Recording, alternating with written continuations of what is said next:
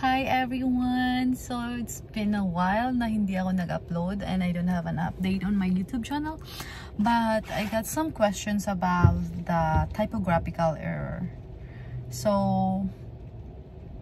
sagutin ko na lang dito sa sa through video kasi ayoko yung nagta-type. Tapos mahirap mag-explain kung yung type mo lang. So anyway, it's gonna be uncut and unedited video. Tuloy-tuloy to ha.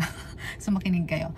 Ang ginawa ko kasi, so from my previous video, sinabi ko doon, sinend ko ba ulit doon sa address kung saan galing yung green card ng anak ko.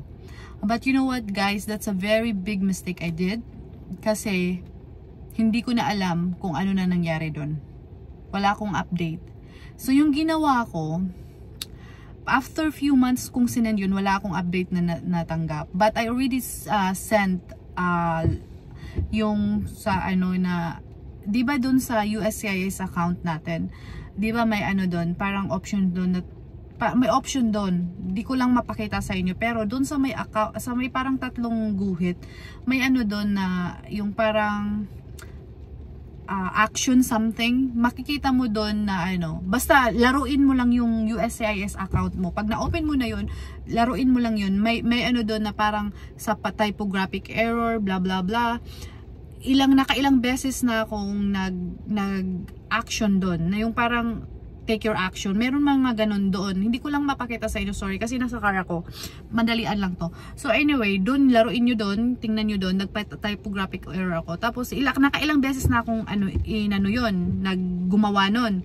Tapos, I received email from them na, okay, we're gonna verify, look at your problem, and blah blah blah. Tapos yun, walang nangyari.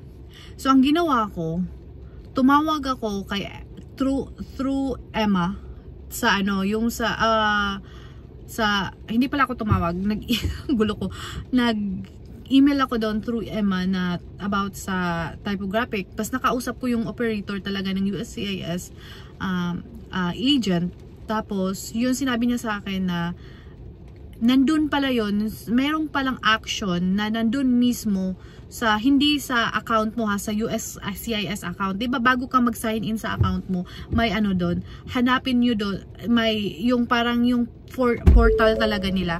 Makikita mo doon yung say hi to my husband. Hi to my husband. So anyway, I'm recording about the typographic error.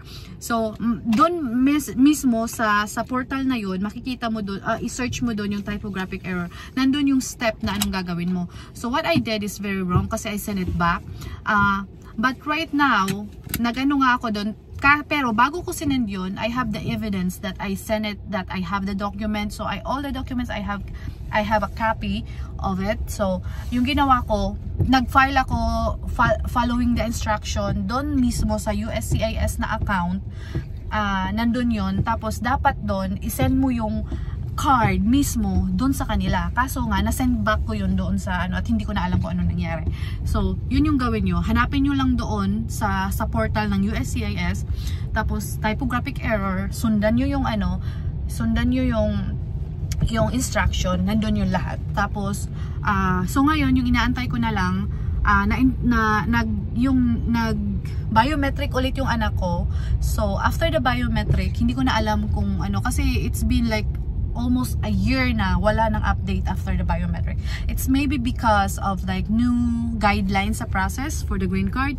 So I hope na maging okay na yung lahat, because I have the document naman na to prove that they made mistake. So that's it for today, and I hope it helps you guys, and bye bye. Say bye bye, love you. Bye bye, love you.